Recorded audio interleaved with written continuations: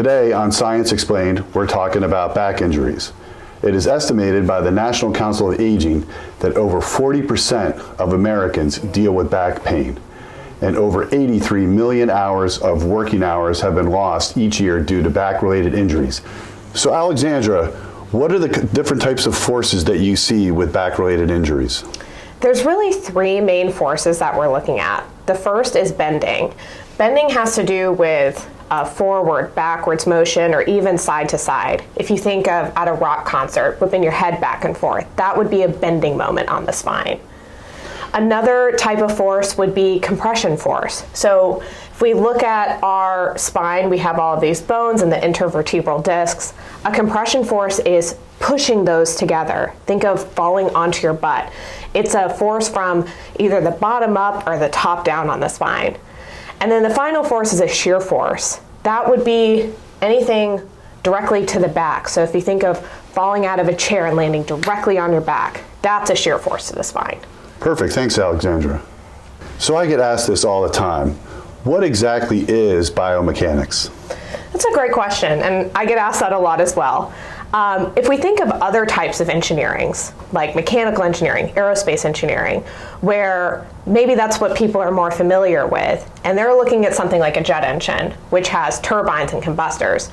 They're looking at all these different components, how they interact, what kind of forces they can endure, mechanisms of failure. A biomechanical engineer is that same type of engineer, but what we're looking at is the human body. So instead of looking at a turbine, we're looking at your bones. We're looking at your tendons and your ligaments.